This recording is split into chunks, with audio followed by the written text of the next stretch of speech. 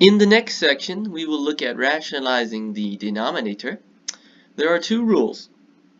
The first one is there can be no fractions inside radicals. The second rule is there can be no radicals in the denominator. So if we are rationalizing a expression, we just need to make sure there's no fraction inside any radicals, and radicals are not in the denominator. Let's look at example 1. We want to rationalize the denominator of the following. We have the square root of 8 over the square root of 3. I want you to recall that if I take the square root of 3 and multiply it with the square root of 3, you get just 3. So the square root cancels out. Same thing here. If we want to rationalize it so there's no radicals in the denominator, I'm going to multiply the bottom by square root of 3. But we can't do that. We have to also multiply that same thing on the top. So let's multiply the square root of 3 on the top and on the bottom. This works because the square root of 3 divided by the square root of 3 is equal to 1. And we all know if you multiply by 1, you do not change the expression. So this is equal to the square root of 8 times the square root of 3 on the top. On the bottom, we just get a 3. We can simplify it a little bit further. The square root of 8 and the square root of 3 is the square root of 8 times 3, or the square root of 24 over 3. Now a lot of people feel tempted, hey, let's reduce the 24 into 3. You can't do that because it's in the radical. So the best option is to find the prime factorization of 24. And that's 2 times 2 times 2 times 3. And now we could look for groups of 2. So we can take out this pair of 2's here. And this gives us 2. Inside we have 2 times 3, which is 6. In the denominator we have 3. And that's it. You have to stop right here. We can't simplify it any further than this.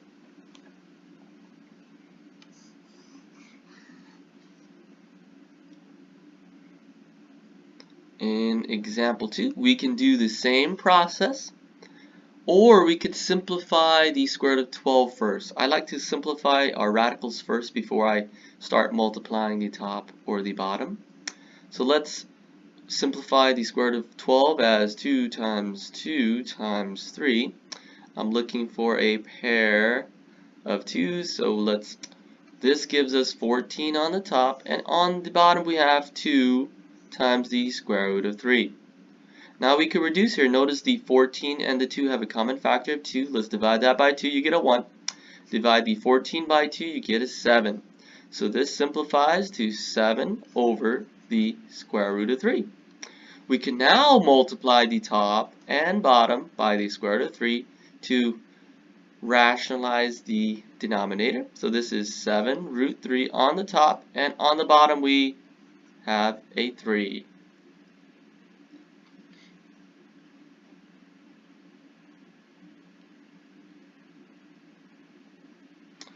In example 3, I can simplify the denominator just like I did in the previous example. So let's do that. I will take the exponent divided by 2, 5 divided by 2, and 10 divided by 2. We are trying to use the exponent trick to simplify the denominator here. 3 divided by 2 is 1 remainder 1. 5 divided by 2 is 2 remainder 1. And 10 divided by 2 is 5 remainder 0.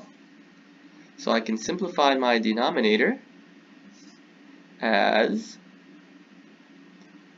x to the first, y to the second, z to the fifth, and on the inside here we have an x and a y. There is no z on the inside. Now we can see what simplifies. We have an x to the first here. We can reduce that with an x to the fourth. That leaves us with x cubed. We have a z to the 5th that cancels out completely down here. 5 z's will cancel out up here, leaving us with 3 z's. So this simplifies to x cubed z cubed over y squared times the square root of xy. Again, be careful, you can't simplify anything inside radicals, only things outside radicals can you simplify. Now I can multiply the top by the square root of xy and the bottom by the square root of xy. This simplifies as x cubed z cubed times the square root of xy, that's the numerator. And in the denominator we have y squared, and what's xy times another xy in square roots? Well, that's just xy. The square root cancels out.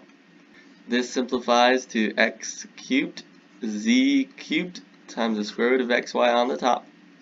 And in the denominator we have y squared times y, which gives us y cubed, and we have an x. We can reduce the x down here with one x up here, leaving us with an x squared.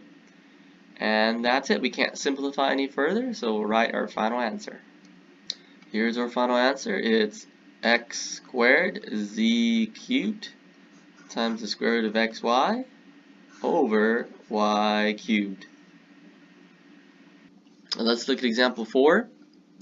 The index is 3, so we need to take each and every single one of these exponents and divide it by 3. That's the index. 5 divided by 3 is 1 remainder 2. 6 divided by 3 is 2 remainder 0. 7 divided by 3 is 2 remainder 1. So let's give this problem a try now. We have xy squared z to the 9th, that's on top. And on the bottom we have x to the 1st, y to the 2nd, z to the 2nd. And on the inside we have an x squared and a z.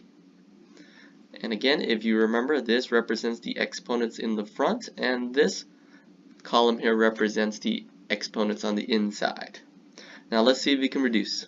Notice we have the x cancels out completely, the y's reduce completely. We have z squared reduces with 2 of these, so that's 9 minus 2, or 7 left, z to the 7th. And we could rewrite this now. Don't forget the index. I forgot the index, so make sure you don't forget. Let's rewrite this as z to the 7th divided by the cube root of x squared z. Now we need to multiply the top and bottom. What are we going to use? We're going to use the cube root of something. Now what goes inside? A lot of people will make the mistake of using x squared z.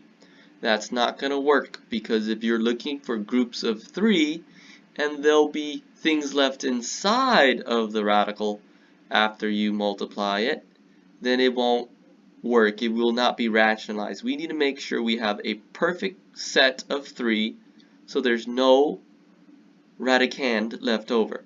So here's what we're going to do. We have an x squared, so I just need one more x to get x cubed, and that would not leave any x's on the inside when we look for groups of 3. We have a z here, so I need a z squared here, so that when I multiply z and z squared, I get z cubed, which means there's no more radicals left. So let's try this out. On the top we have z to the 7th times the cube root of x z squared. Now on the bottom you'll see why we did that. If I multiply this out, you get x squared times x, which is x cubed, z times z squared, which is z cubed, and what do you know? This simplifies. If you look at the denominator, it simplifies as simply x z, because this is a perfect group of 3's for the x's, a perfect group of 3's for the z's. So let's reduce. We have 1z reduces with 1z, leaving 6 left up here. And we can write our final answer. Our final answer is z to the 6th times the cube root of xz squared divided by x. For example 5, you'll realize there are 2 terms in the denominator. So we have to use a different strategy. And in example 5, we need to use the conjugate. So I need to multiply the top and bottom of this expression by the conjugate. Now what's the conjugate?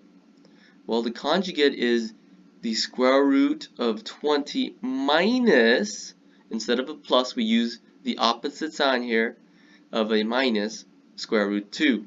So that's what we need. We need to multiply the top by the square root of 20 minus the square root of 2. And on the bottom, we do the same thing, the square root of 20 minus the square root of 2. So let's try this out. We have to distribute the 10. So this is 10 times the square root of 20 minus 10 times the square root of 2. That's in the numerator. Now for the denominator, we could FOIL this out if we wanted to, but recall our shortcut. Our shortcut said we could multiply the front with the front and the back with the back. So what's the square root of 20 times the square root of 20? Well, that's 20. What's negative square root of 2 times square root of 2? That's 2. So now we can simplify this. This is 10 root 20 minus 10 root 2 over 18. Well, we're not done yet. We could simplify the square root of 20. We have 10 times the square root of 20, which is 2 times 2 times 5, minus 10 root 2 over 18. I could take this pair of 2's and multiply it with that 10 in the front, which gives me 20 root 5 minus 10 root 2 over 18. Now we could simplify it further. A lot of people make the mistake, oh, I'll reduce the 20 and the 18. You can't do that. You have to reduce the 20, the 18, and the 10 at the same time. So let's divide all 3 of these at the same time by a factor of 2. So this is a 10 now, this is a 5, and this is a 9. My final answer is 10 root 5 minus 5 root 2 all over 9. We can't simplify it any further than that. We can stop for this example. For example 6, we will use the same strategy. We'll multiply the top and bottom by the conjugate of the denominator. So let's use 5 root 3. We use the opposite sign, so a plus sign here. And this is 4 root 2. We use 5 root 3 on the top plus 4 root 2. So the same thing on the top and on the bottom. It doesn't work if you switch the sign. It has to be plus sign for both of these. It's the same on top and on the bottom. Always use the opposite sign for the conjugate. Now on the top we have to FOIL. There's no way around it because these are not conjugates. So we'll FOIL. 9 times 5, that's 45. Root 3 times root 3, that's 3. Write it as 45 times 3. Then 9 root 3 times 4 root 2, that gives us 36. And root 3 times root 2, that's root 6. 4 times 5, that gives us 20. And root 2 times root 3 is root 6 again. Let's multiply this one out. 4 times 4, that's 16. And root 2 times root 2 is 2. That's the numerator. We need to now look at the denominator. For that, we can use the shortcut. This is easier with the shortcut, which means we'll multiply the first with the first. Since these are conjugates, the shortcut works. 5 times 5 is 25. Root 3 times root 3 is 3. So write it as 25 times 3. We have 4 times 4, that's 16. And root 2 times root 2, that's 2. Alright, now we can simplify some of these terms. 45 times 3, that's 135, plus we have 36 root 6 plus 20 root 6, so altogether that's 56 root 6. 16 times 2, that's 32. In the denominator we have 25 times 3, that's 75, and 16 times 2, that's 32. 135 plus 32, we can add that together. That's 167 plus 56 root 6 divided by, and then we'll evaluate 75 minus 32. 75 minus 32 is 43. So that's it. We can stop there. I cannot simplify any further. That's my answer. 167 plus 56 root 6 over 43. In example 7, I want you to take some time and pause the video. Try this question on your own.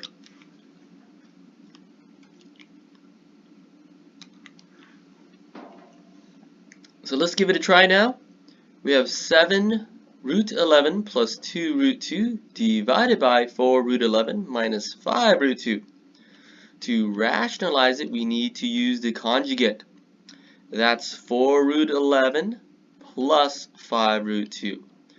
We use the conjugate of the denominator, and it's exactly the same thing on the top. We have to FOIL the top. 7 times 4, that's 28. Root 11 times root 11 is just 11. Write it as 28 times 11.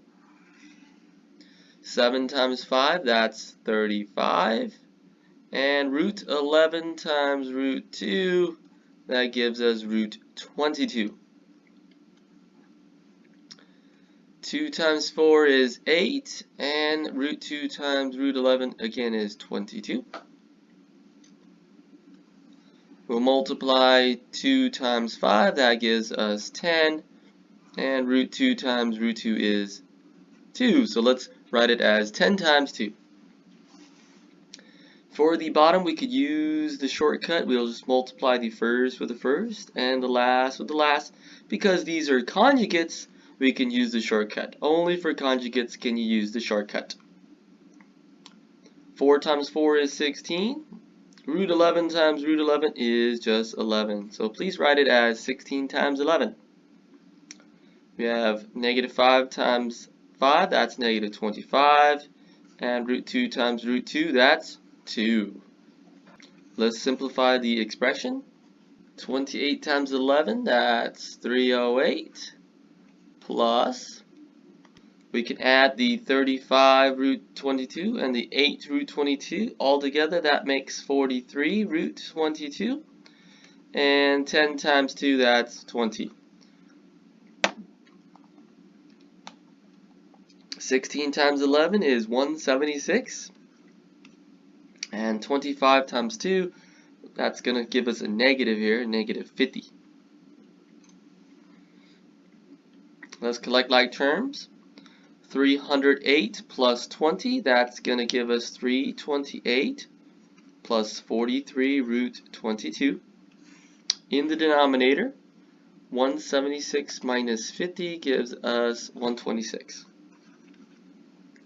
And that's it. Stop there. Do not feel tempted to simplify the 328 with the 126 because you have to do it to all three terms for it to work. If you can't do it through all three terms, 328, 43, and 126, you can't. So please stop here. This is it for the problem.